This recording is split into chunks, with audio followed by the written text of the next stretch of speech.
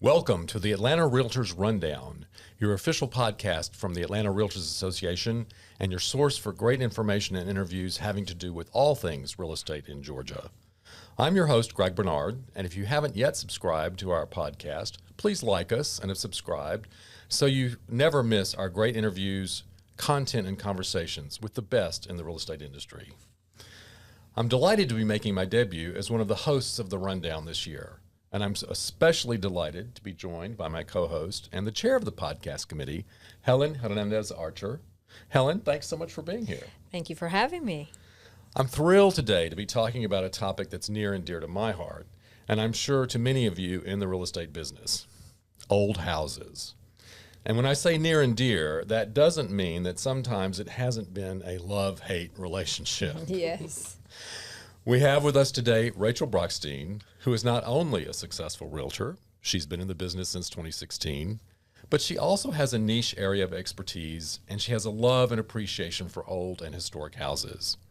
She also knows about the obstacles and pitfalls, as well as the rewards, that awaits anyone wanting to purchase and perhaps restore or remodel an older home. Rachael, welcome. Thank you for being here. Thank you for having me. Rachael, as we dive into our topic, tell us a little bit about your experience before becoming a realtor and how that shaped your understanding of older homes. Yeah, so I had an interesting path to get into real estate. My original area that I went to school for was actually historic preservation. So I did years in old houses and getting them on the National Register of Historic Places, working with historic districts, conservation districts, landmark districts. I interned with historic homes in Milledgeville. I worked with Buckhead Heritage, Georgia Trust. I've worked with a lot of different communities, National Register, stuff of that nature. And a big part of that was what I had planned on getting into for my full-time job. And then the world shifted.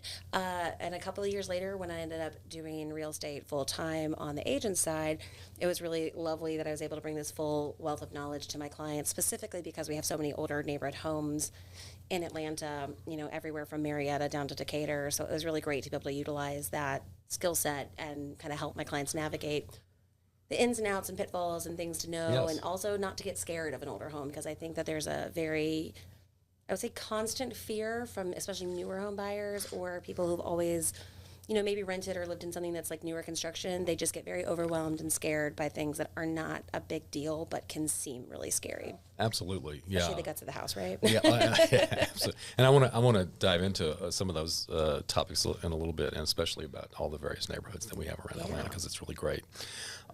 Let's talk a little bit about the market for older and historic homes. And when we say older, for purposes of this conversation, are we talking about homes that are at least 100 years old?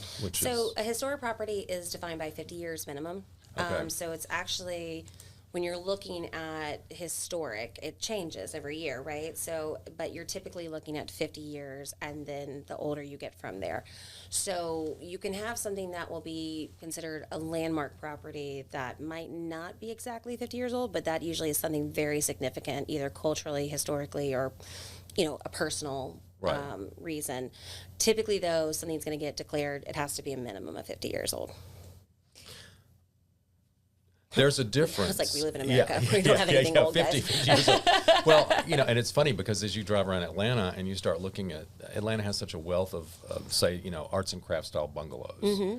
And the Sears catalog bungalows. you know, and from Sears catalog, yeah, and you start to think, God, that was 100 years ago when these were built, and So, more than 100 years ago. It's funny, So places like Atkins Park and Virginia Highlands. So Virginia Highlands, you know of for the craftsman style, which is very much the Sears bungalow, but it's actually Atkins Park is the only historic district within Virginia Highlands, because it takes more work to be an actual zoned historic district.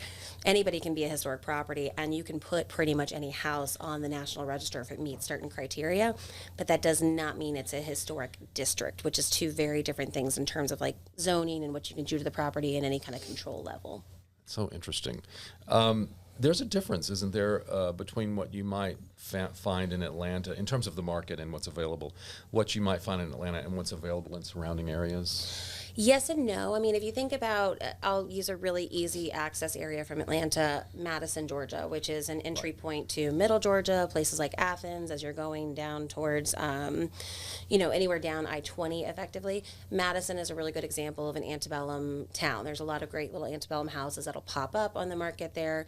And you're talking typically, 1800s farmhouses or big, old plantation style houses, things of that nature. You have a lot of those throughout Georgia. So, I mean, you have to remember Georgia was a rural state. Right. So we have a lot of these small towns that are dotted throughout the state that still retain a lot of that culture. Or just, they don't develop the way Atlanta does. Atlanta is actually relatively unique in Georgia because, our city bird is the phoenix because we rise from the ashes, but my opinion is our city bird is the crane because we're always building. That's so true. So true. And that's actually really the nature of this city. Even if you think about early history of Atlanta, it is constantly a rebuild city. This was a transitory town. We had the railroad here. Historically speaking, it has always been a city of change. Absolutely. And so I would actually argue that Atlanta is less I would say amenable to the historical property lifestyle than some other parts of Georgia. Yes. Because we definitely tend to knock down before we try to save. We have torn down some of our great old buildings. It's honestly, it kind of kills me sometimes because I think that every old house, not every, but most old houses I think have really the ability to be something beautiful for a modern buyer and a modern owner. I think you just have to have the patience and the knowledge to do it the right way, but a lot of people do not have that patience, or they just want the lot and they don't want any of the old. So, Right. Everybody's different. Yep. When you went to school, did you ever thought that you were going to become an agent? Because, No, this was the last thing I wanted to do. and here we are. No, I mean, my family's been in the Atlanta real estate since the 70s, and I have nothing but love for the industry. But my original thought process was I was going to be Indiana Jones all over the world, or I was going to run museums and, things of an entirely different nature. So I love history. I love learning. And that's the beautiful part about working with old houses is I still get to utilize that part of my life. But yeah, this was not the original in the cards. Now, if an agent like us who didn't go to school for this specific topic wants to learn, I am always curious about historic homes and planning.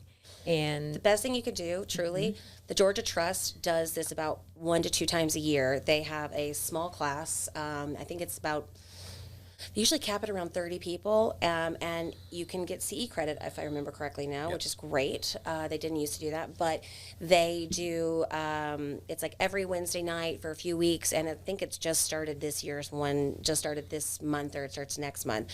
But it takes about a month or 2 months, and they teach you all of this. They teach you about the tax credits available. They teach you about architectural styles. They have architects come in. They have they talk to you about easements that you can do that protect the home facade. Georgia Trust is one of the best resources for getting your feet wet and learning and knowledge for someone like a professional who wants to be a little bit more in the know. It's the thing I recommend to everybody. I went to school with this, and I still do that class every few years just to kind of get a refresher because things changed in terms of the tax requirements. I think it should be part of our classes altogether.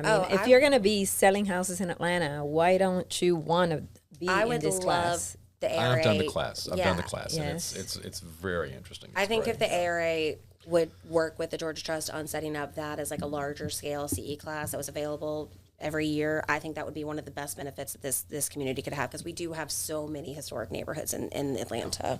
Yes, and we don't need to be scared. No. And I meet a lot of Scared agents. of enough other things, right? Yes. But I do meet a lot of agents that's not just, I think, scared, but I think they get nervous on how to advise their clients with historic homes. And my opinion is always, a home is still a home. At the end of the day, you're still doing the same job. It's just knowledge of certain materials are different, or how houses breathe is different, or, sometimes it's like protect the integrity of the home, and you can still make it modern for today, right? Mm-hmm. I think agents need to find a way to be less scared. And also, we're not supposed to tell someone how to do their taxes. We're just supposed to provide you the information on here's where you can find it to do your taxes. Right. So you don't need to know the tax code. You just need to know the tax exemptions or abatements that are available that you can direct somebody to. And I think that's what Georgia Trust, they have a great program that does that for you. Fantastic. So the next couple of questions are pretty broad and may open up a couple of big cans of worms. So I'm going to start, but we can drill down a little bit under these topics as well. When it comes to purchasing an old home, what are some of the things prospective buyers need to be aware of? I get asked that actually more than I admit, and it's so funny to me because from an agent perspective, the same exact things you should be always recommending. The difference is instead of polybutylene, I need to be worrying about cast iron, right? Like every age of home has a different issue to be aware of. I think any agent, to be fair, if you're a decent agent, you should know your rough checklist that you're always recommending to your clients. My rule of thumb, if the house is older than 1975-ish, I'm always going to get a sewer scope. If it's older than 1940, I'm, not just doing a sewer scope. I'm usually having an electrician look a little harder. You don't want to have like a knob and tube scenario. So I might have an electrician come in and actually like trace lines if I have question marks. When you say, just a minute, so for some of our listeners out there, when you say knob and tube. Fire hazard, great fire hazard, could blow the whole house down. It's because, for some of you younger agents, back in the day, electricity came in through something called a fuse box. And there are still houses in Atlanta. Not an electric panel with switches. There are still houses in Atlanta that have that. In fact, my sister was my client, believe it or not, and it was Peachtree Hills, and we had to get the whole house rewired. It was still knob and tube. It had never been done.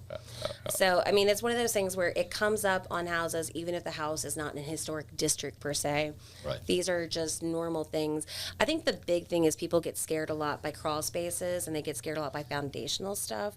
I would say mortar crumbles, right? At a certain point, you have to remortar things. At a certain point, you need to update your crawl space and make sure that the dirt is still packed in correctly. You have to get a new vapor barrier. This is stuff you'd have to do on a house that's in the 80s or 90s if it's built on a crawl space too. It's just pre-60s, everything was built on a crawl space. Yeah, nothing is built on crawl spaces now. Right, and so it's just one of those things where I think if you're a decent agent, this should be stuff that's already on your checklist. I think the thing to know about from specifically what to be aware of for buyers, it's just cost, really. You need to have a budget for a historic home that's a little bit different than new construction because the materials that you're sourcing can be different. For instance, windows is something that I would say come up as a confusion point for a lot of people. If you're in a historic district, that's something that could be a lot more controlled because it's on the exterior. It's a facade component, right? So you might have to spend more money on doing the right kind of windows, whereas a modern home or a non-historic district, you can get whatever windows you want, and they could be the cheapest windows, and that's fine. So I think it's more of any historic buyer. I typically try to make sure that they understand these are the costs associated with home ownership in general. I would buffer a little bit more here. I would buffer this as a more regular thing. Just kind of being realistic on numbers more. What about inspections? Do you need a specific inspector for this type of homes, or you don't? But I do say my go-to inspector, who I have a few that I love, but the one that I probably use more than anybody else, the reason why he is my go-to is because he has restored 1920s house in Virginia High. He knows old homes just as well as new construction homes. Not every inspector is going to have that skill set. So I definitely would say vet your inspectors. I know a lot of times agents are just trying to get the company and whoever's the first person out they're happy with. I don't do it that way. I have my people and I want them in the door. I want their eyes on it. Also, there are plenty of additional people you can pull in. We have so many resources in the city of different companies and different professionals that can give you, structural specifications that are not, AquaGuard that's going to charge you 4,000 times more than you need to. I think it's just about getting the right team together, but you don't need to have a specialist inspector, if that makes sense. Mm-hmm. But vet your inspector, because if they don't know knob and tube wiring, for instance, that might be a problem. Exactly. I don't know what they're looking at. So sort of along that line, as buyers are looking at these things, how should they evaluate, say, structural versus cosmetic issues in older buildings? I always say this. If you look at an old house, I'm sure you've both seen where you're walking through a 1910 or 1920s house and the paint never fully sits flat, right? It always looks a little a little streaky, or there's like a little bump, or there's just something, and you're like, oh, there's also 20,000 coats of paint on this house. Right. And so it's never going to be perfect. That's kind of what I tell people is an old house, just like, you know, me, you get flaws as the older you get. It's okay. You're not going to have that perfection unless you want to really spend the money to scrape 40 layers of paint down and sand out everything and do it. That's cosmetic. When you see cracking, you know, where it's like, it's not just like, oh, the paint, cold, heat, it's having a little bit of issue. When you see like the same structural points, like over the door frames and stuff like that, like stuff that you would already pick out at a normal house, that's where you go, all right, we have a different concern. And I mean, I have a structural engineer. Every house that's older than 1940, that is one of the inspections I do. If it's older than 1940, I get them in there no matter what. It's a cost I prep my clients on. And, you know, that's not a cheap cost. It's probably about $1,000, right? But for me, you want to know that the crawl space is looking good or the structural components are looking good. If there are piers, are they okay? If we have an original fireplace, is it still holding up where it's supposed to? Right. That's what that structural engineer will do, right? It's an inspection. And so if you look at it from that perspective, you have that letter from your licensed structural engineer, you have recommendations if there are some, and then you take that to a contractor and you say, how much is this going to cost? And it's a peace of mind because you can go, all right, well, this is going to be a $5,000 cost or a $10,000 cost. And you can either negotiate it with the sellers or you can talk to your buyers about budgeting. Can we take this on? And if we take this on, can we do the repaint that we want to do to try to smooth out the walls? Right. You know, it's about kind of finding that line in between. And you know, you're not going to get, I always laugh, you know, you have somebody walks in an old house like, well, the floors are a little wonky. Well, they're going to be. Yeah. Like that's what's going to happen. Yeah. If the floors are wonky in my 2018 home, I have bigger concerns, right? I mean, that's where I think structural versus cosmetic, because it is cosmetic, right? It's not a big deal unless you walk and the floor is doing this, then we have a problem. Yes. Exactly. Are there any absolute red flags that would prompt somebody from just sort of walking away? I think it comes usually down to budget. I think there's always a solution to fix a house. I think it's just about how much money do you want to put into it, how much money do you have disposable to do the work. There have been houses where I've come across, and it's very rare because I always look for the opportunity to restore. Like I love seeing houses giving, you know, not just a first or second life, but a third, fourth, fifth life. And I love seeing somebody really embrace the charm of a neighborhood and making that house like live again. Yes, absolutely. But there are houses that they have been left to rot, and they do get so defunct, you're better off just, you know, taking it down to the studs or restarting. Sometimes the foundation's so beyond gone, it is what it is. I mean, I had a client that they did a full restoration of a house in Weston, which is a very tough historic district to get things approved. That and Druid Hills are two of the hardest ones in the city. And it took time. It was a labor of love. And, you know, took it down to the studs and brought it back to life. And they did a phenomenal job. There is a video on my YouTube that shows off the house, and it's beautiful. But it's one of those things where not everybody is ready for that emotionally. Not everybody is ready for that financially, and it is time consuming to go through the process with these neighborhood committees, in addition to the city zoning as well.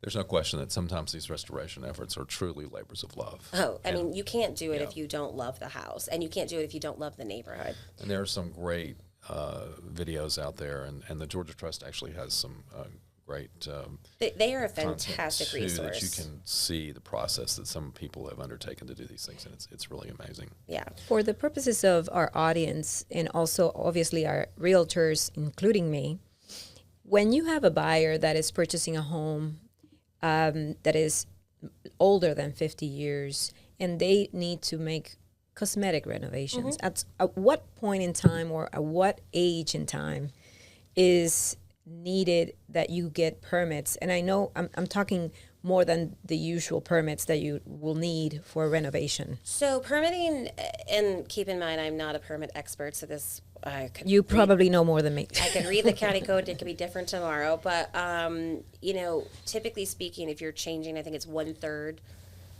So like if I'm changing 1/3 of the electric or 1/3 of the plumbing, I have to get a permit for that. If I'm moving a toilet, I have to get a permit for that. So it doesn't matter about the age. It's itself. not about the age of the home. It's more about the systems themselves. So what you're supposed to get permitted, I mean, you're supposed to get a lot of stuff permitted that people don't, let's be real, but but realistically it has nothing to do with age in terms of what you're doing on the inside of your house. That is all based on what you're doing. The only time you need special permission is if you're in an actual historic district. So we have 11 of those in Atlanta. That's going to be places like Druid Hills, Weston, Adair Park, Atkins Park, Collier Heights, all of those kind of places. Those districts, you have to go through special zoning and special permissions to do things that are going to impact the front, the facade, and potentially the sides, very rarely the back, but it cannot change the characteristics of the neighborhood that make that neighborhood historic. So in other words, you can't buy in, let's just say, Adair Park, because the lots are a little bit more affordable there. Buy it and then just pretend that you're going to build a massive house. So people do, and they learn the hard way that it's going to be not fun. I mean, what ends up happening is this has happened a lot because we had a lot of flippers who bought homes in Weston and Adair Park and thought that they could just hold it and flip it and get away with that. And they all ended up, not all, but a lot of them ended up with like stop orders or massive fines because you're not supposed to do that. And I remember they built a garage that had gotten no approval from the historic committee and no approval for zoning. And they had to tear it down. And then they had to go through the entire process just to rebuild it. So they had to pay for it twice.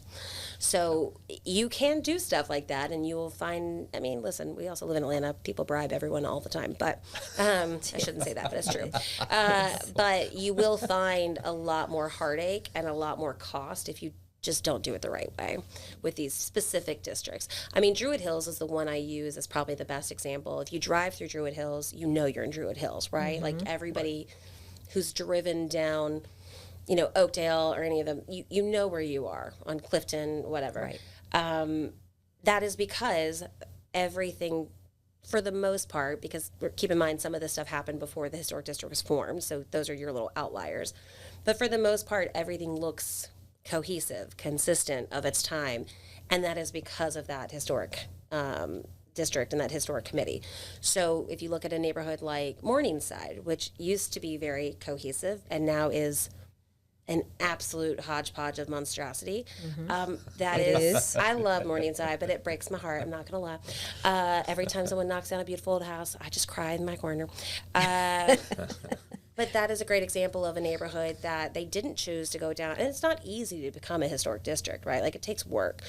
But because a neighborhood like that didn't have that kind of protection, that's where you get those new modern builds that got popped in. That's where you get that gigantic addition that was thrown on, or like a 3-story, straight up house next to a 1910 Charmer. An eyesore. Yeah. And again, there's a time and a place for modern. There's a lot of beautiful modern homes, and I've seen some stunning, like Frank Lloyd Wright-esque type homes that have been done in Atlanta. Like, we have such a great wealth of diverse architectural styles here. I think it's really amazing. And not every house that's historic is, the Craftsman Bungalow. If you go to places like Sagamore Hills, it's not a historic district in the same way, but if you look at that 1960s ranch, that is very of its time. That is a historic style, and now it's technically a historic property. It's a time capsule. And so, I mean, you have so many different pockets like that in Atlanta where they really do have their own history and their own charm and their style. So it's sad to see that style get ruined, but it doesn't mean, like, you don't have to, every new house is not the end of the world. It's not terrible. It's just a conversation of the more you do that, the less you have of the true kind of like history of the nature of that area. You sort of anticipated my next question, which Tell me was, more. I was going to say, Atlanta is a city of historic neighborhoods, some of which have, or many of which have, old and architecturally significant homes. And do neighborhood rules and requirements vary much? And you've kind of indicated that they do. Well, and I would say this, I mean, that's a loaded question, and I would not answer that fully, only because you want to, before making any decision, and actually every time I'm under contract in specifically one of the historic districts, I tell my clients, you need to go to the city's website. You need to go click on this link. You need to go read through the actual restrictions of your neighborhood. All of these historic districts have their own website, but then you have the code that's all accessible to anybody. This is not gate kept by the city at all. And you need to read through it just like you would with an HOA document. I make every single one of my clients, when buying in an HOA, read the entire bylaws, read the entire CCRs. And that's because these are controlling factors on your ownership, so you need to know what you can and can't do. And if you're not okay with it, this is not the neighborhood for you. And it's that simple. Do you usually have a longer, in your contracts as an agent, do you usually have a longer contingency inspection time for these type of homes? No? No, okay. I mean, realistically, these, if you think about, I mean, I don't know about you guys. I'm already an inspection freak. Right. So when I have an average house, let's say it's like a 2010 house, I'm still going to have my home inspection, my radon inspection. I will typically have termite inspection. I might have to have a pest or wildlife inspection if my guy gets there and he's like, there's an attic. I'll have somebody come out that same day, right? That's the baseline for me right there. Then if we get to, like I mentioned, older than 75, 80, add on a sewer scope. If there's something that shows up in the disclosures that already is getting my spidey senses up, I might already have a roofer come out. Like, I might do that already between this. If it's older than 1940, I'm already having my structural engineer. So this is all lined up. And, you know, I jokingly say listing agents, like, love me and hate me, because they know that at least there won't be anything crazy coming up, you know, after the fact. But I'm going to do our due diligence, and we're going to get it all done in the first few days. And they're like, good Lord, there's a lot of people. And I'm like, yeah, there sure is. And what about surveys? Because obviously these are I do surveys. Okay. I'm big on surveys. And also mold testing for some people. I always say if you're sensitive, if you have high allergies, if you're pregnant, you definitely should get mold testing, right? That's stuff that's important. But if you have a crawl space, mold testing is important, but also we are in Georgia. You're going to have some versions of mold, so it's good to know what kind of mold you're dealing with so you can be prepared for that stuff. Right. Surveys, though, I'm big on that no matter how old the property is. I don't care. But if you're in town, I think surveys are completely necessary, because we have so many in-town properties where you don't even know what is what, and the fence is on 3 yards over, and you got an alleyway that's been abandoned by the city. Oh, but it's fenced. It's already fenced. Why would I need No, you do need a survey. So my clients, I mean, I have a very extensive buyer consultation with people, and it's like, I would say probably the most important thing I do with my buyers. And if I know somebody's looking for historic properties, I prep them that our due diligence cost is not going to be $1,000 to $2,000. We're probably talking $3,000 to $5,000, and that's just because that's the worst case scenario, right? That is, you've spent money on the structural engineer, the inspector, the radon, the mold, the survey. You've spent all of this money, and you want to walk away. Your walk away number is higher than if it was like I spent, you know, on a condo or something. Yeah, you want to spend that money.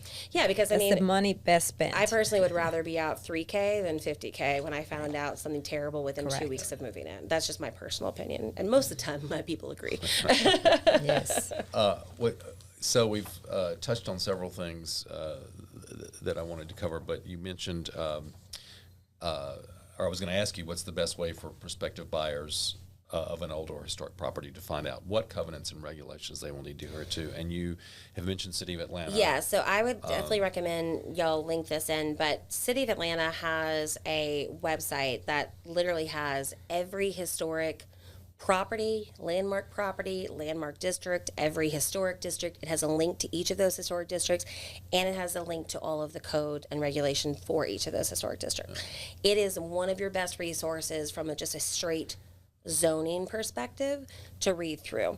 Then you have additional resources. There's like the Atlanta Preservation Center, there's the Georgia Trust, there's all of these additional resources that can help you navigate more of the tax components and the possibilities that you have in play. But we're going to get into that in a minute. But City of Atlanta is where you go to see what restrictions you have. So we're going to try to provide some of these links in the podcast. If you go on Google though too, guys, you can literally just go Google City of Atlanta Historic District, and it'll be the first thing. Yeah, that's great. Or DuckDuckGo or whatever you use. So, which is a great segue into the question. So we do know there are resources available for buyers and owners of historic properties, such as tax credits. And I know the Georgia Trust has a revolving loan fund also. They do, and they're also doing a really interesting program right now, and they're are some other people that are looking into this too. There's also land trusts where they will go and they will find historic properties that they've identified. They will restore them, they'll sell them, but it stays in the land trust. So when that person wants to move, it gets sold back to Georgia Trust at a reasonable rate, and then it stays as an affordable property. It goes back on the market. So they're doing that program too, which I think is really great because it's keeping affordable housing, and it's one house at a time, so it's not like it's rolling in 30,000 new inventory items, but it's something where it's trying to maintain historical integrity of a neighborhood, of a home, for whatever reason that they've identified that house is worth doing, and it's keeping that affordable inventory in that neighborhood too, which I think is a great thing. You can also donate an easement to Georgia Trust or other places like that, and that's basically where you now have something that conveys with your title. And so somebody else has a little bit of say over what happens to the outside of your house. You can do whatever you want on the inside, but now that outside that house is protected. So there was a big one that Georgia Trust got that was a beautiful house on West Paces in Tuxedo Park, stuff like that, because they want to maintain the integrity of that home. They don't want to see it get knocked down future generations. Right. Now, you have to remember, though, as a seller, if you do something like that and you attach a control, your value, you get a tax credit, which is great, but your value might be impacted when you sell it because not everybody else is going to be willing to take that on, right? So there are some kind of plays that go with this, that you have tax abatements, you have income tax credits, you have tax reliefs federally and locally that you can get access to. And again, City of Atlanta has a great link that you can read through this. Georgia Trust, you can talk to them and they will help walk you through options. So I highly recommend going through both of those. But with all of that said, those programs are not for everybody. For the average buyer, for the average person, if you're not doing a restoration, which is what these are looking at, you're not going to be going down this route. For the average person, you're buying a home in a historic neighborhood, you're buying a historic property, or you're buying a home that is historic of nature, but it is not in a historic district. You're just, you're doing your average. You're not trying to restore. You might be putting in a new kitchen inside. Right. And you can do whatever you want inside. No one's going to tell you what to do inside your house. And no tax credit available for a new kitchen, unfortunately. No, unfortunately, no. That'd be nice, though. So, Rachel, what are some of your favorite neighborhoods around Atlanta? I'm very partial to Grant Park. I love the Victorians. I think it's beautiful. I grew up in Atlanta, so I'm very much reminiscent also of me getting to go to Zoo Atlanta as a kid and playing around there. I love Virginia Highlands. The houses are just absolutely precious. Downtown Historic Decatur is actually really cute. Downtown Historic Marietta is adorable. I think the great part is also we have like these really interesting mill town areas like Whittier Mill Village. We have a lot of really interesting versions of history here. So the nice part is whatever my mood is that day. Tuxedo Park if I want a mansion, If I want a mill house, I go to Whittier. We're good. I'm always amazed when I, go through Cabbagetown, which is not, in my lifetime, it was someplace nobody wanted to be, and now there's all these little cute shotgun mill houses. We also have places like, Historic College Park is beautiful, incredible. Historic Weston and Westview, right by the cemetery, is got a fascinating history. If you look at like Auburn area, like there's just so many different parts of Atlanta history, and you see it through the houses. And that's part of why I love it. Is again, history nerd all day.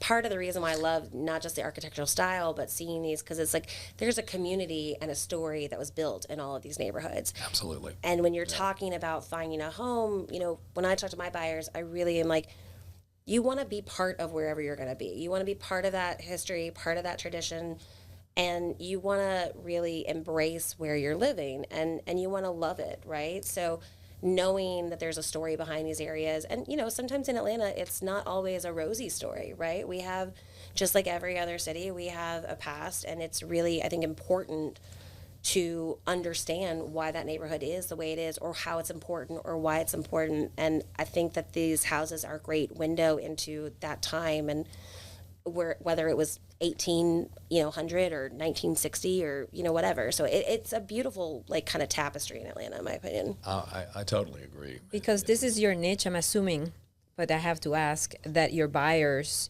specifically that you work with are looking at you for those specific houses, or you just happen to have that specialty? Believe it or not, I have such a wide variety of clients. I have a lot of clients who they come to me through friends or referrals or whatever, and you know, it's funny because they'll find out that I did historic, and then they get really excited because they're like, "Oh, I've always been so scared of historic house, and now I feel like I can like maybe approach it." So they didn't come into it thinking that historic was even on the docket because they were just scared by the thought of it. And then I've had clients who they specifically want historic. They talk to me because I know historic.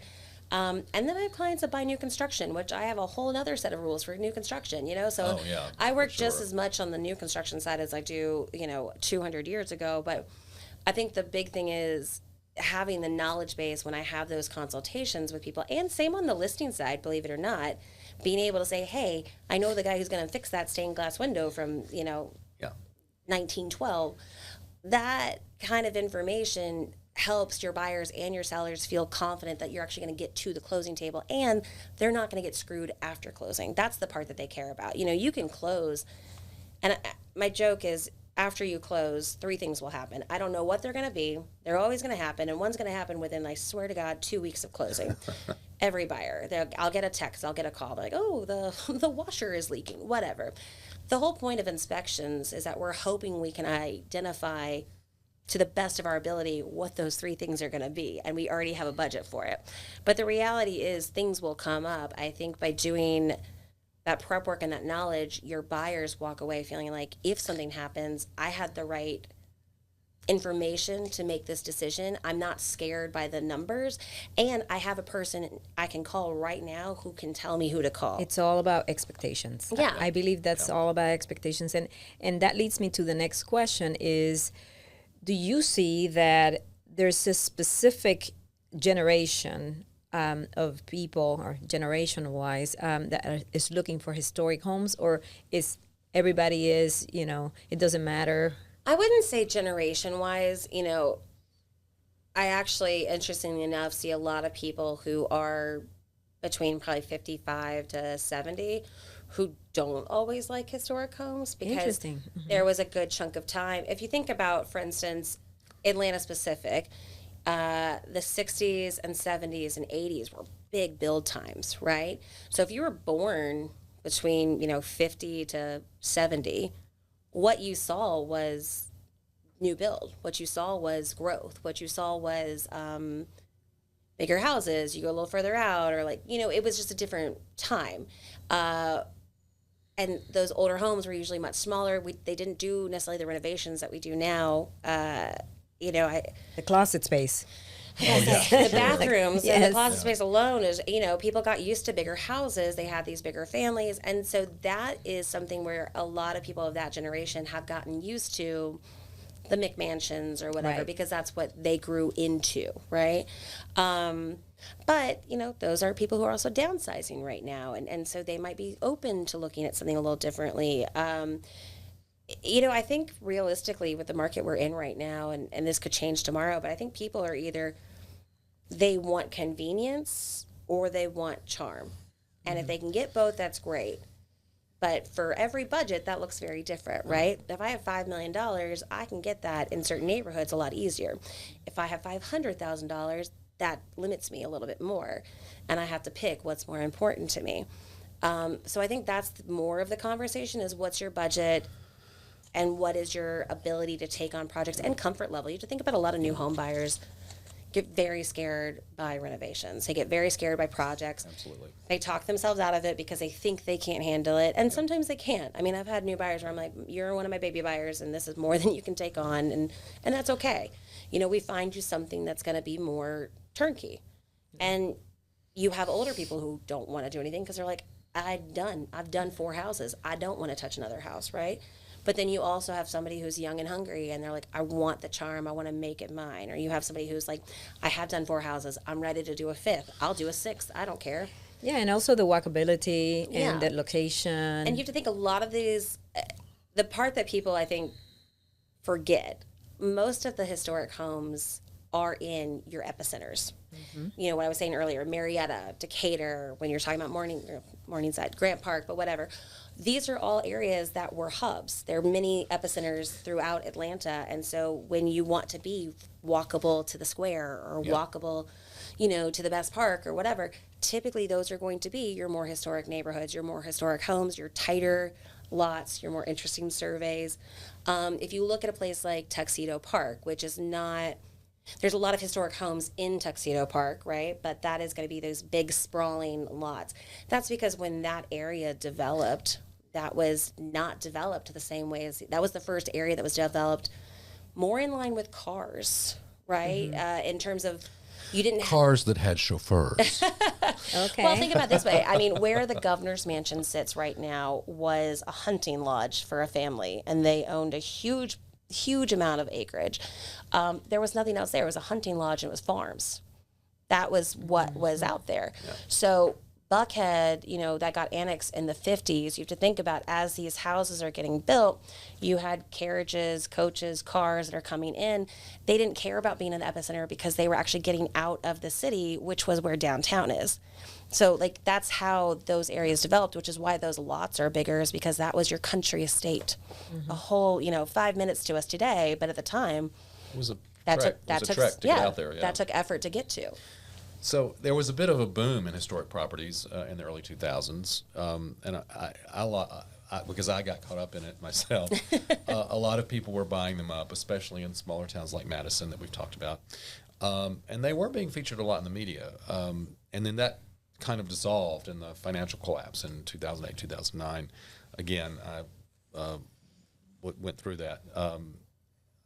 But since that time and in the last few years, have you seen a renewal of interest in historic homes or historic properties? So I'm probably biased. I don't think there was a lack of interest after or during the recession. I think that you just have to remember 08, 09, at the height of everything, you have millions of homes that are sitting on the market. Yeah. And if you're a buyer, I mean, you know, I'll use Buckhead as a really good example. So, you know, they talk about like recession-proof neighborhoods, right? Where like the home is still going to sell. It's just going to take longer to sell in a tougher market. So areas like Buckhead, when you look at the data, still sold. They still sold for actually relatively in line with the prices they would have sold pre. I call it a depression. It wasn't a recession, but whatever. Yeah. But it's still...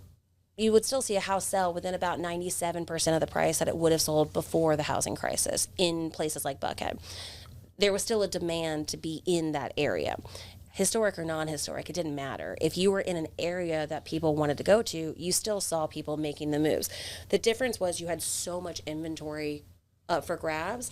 If I am looking for a deal, I've never owned a home, I don't know how to do things, and a lot of these were foreclosures, so you're not dealing with agents in the same way, right? You're buying them at the county steps, or you're throwing in, you know, a short sale to try to get a deal.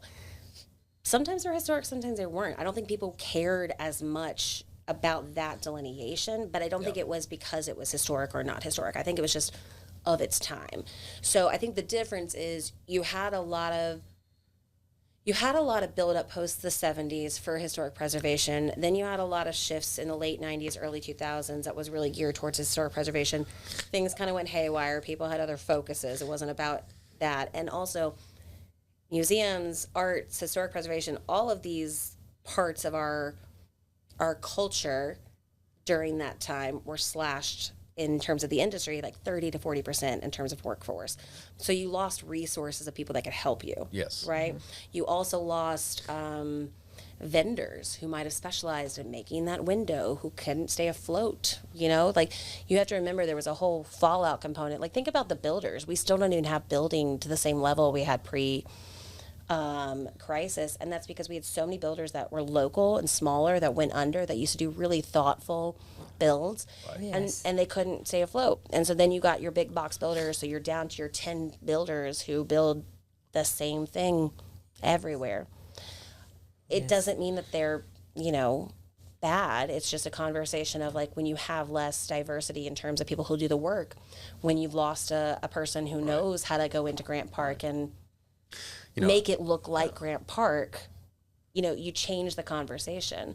I think now what I see more than anything else is if you really are someone who's geared towards charm in general, you're going to find it. Well, I as the former owner of a historic home myself, I owned one that was built in 1824. I can tell you, Wow. I can tell you, it takes a lot of commitment. It does. But the rewards can be very great. And something like that where you're talking an 1820s house is a very different conversation than a 1950s house or a 1920s house because, you're not just talking about potentially knob and tube wiring. You're talking about potentially putting in an HVAC system that's never been in this house. Right. You're talking about having the house breathe in a way it's never had to do before. You look at places like Charleston where I'm sure you know about this, but they built houses in Charleston so that when you open the windows, the sea breezes would hit a certain way, and that was air conditioning to a degree back then, right? Yes. So there are a component of some of these houses when you're talking about like late 1700s, early 1800s, even to the late 1800s, they were built before you had electricity or air conditioning, and so you are reworking how a house is functioning, and you need the right people in play, and those people are not cheap. No. Yes. But when it happens, that I feel like even when I'm dated, there's a warmth in old houses. There's a combination of the old floors, the architectural details.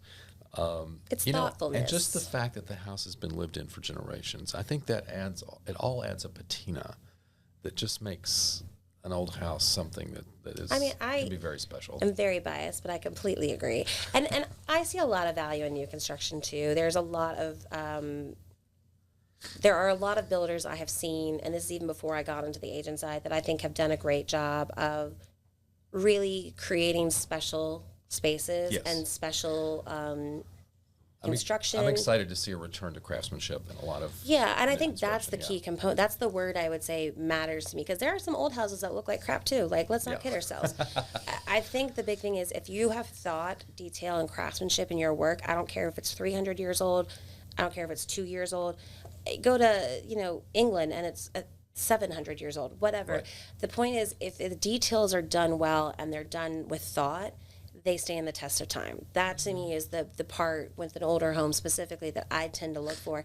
And that's why I tell a lot of my buyers, like if they're on the fence or they're a little worried about it, I'm like, you have to remember, most builders, when they built a house pre-2015, 2019, they were building to last. This was a house that was supposed to have your children, your grandchildren. You're supposed to be able to have somebody there 100 years later, 200 years later. Like, it is supposed to maintain the test of time. It's a generational It is. asset. And now, unfortunately, like everything else in our world, functional obsolescence is the name of the game. And you talk to some of these builders, especially these big box builders, they are building with the intent of 50 years.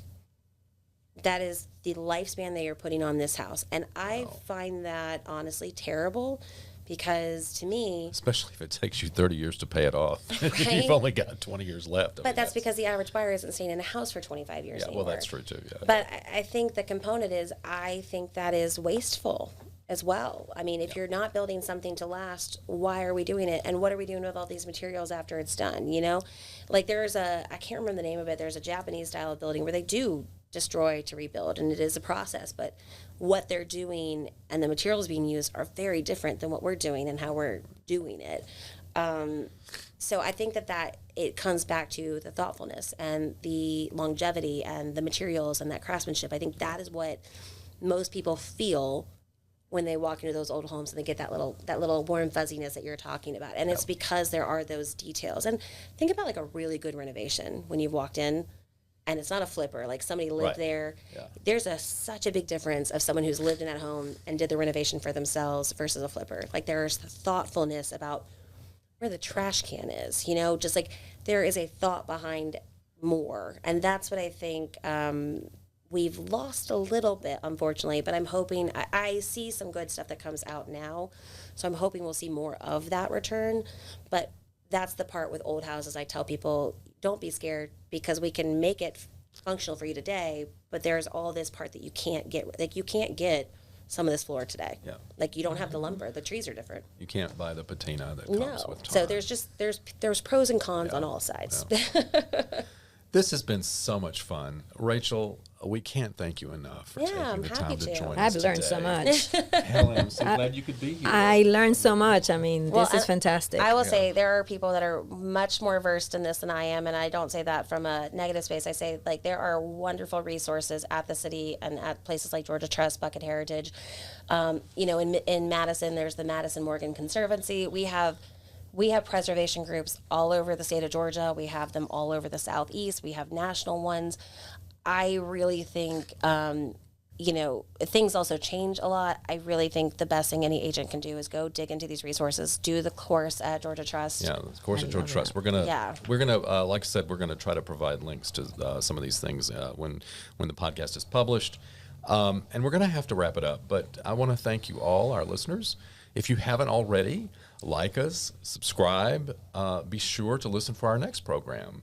You can also access our past podcasts, and if there's anything you would like to hear us talk about or someone you think we should interview, drop us an email at podcast@atlantarealtors.com. That's podcast@atlantarealtors.com. I'm Greg Barnard, and we are over and out.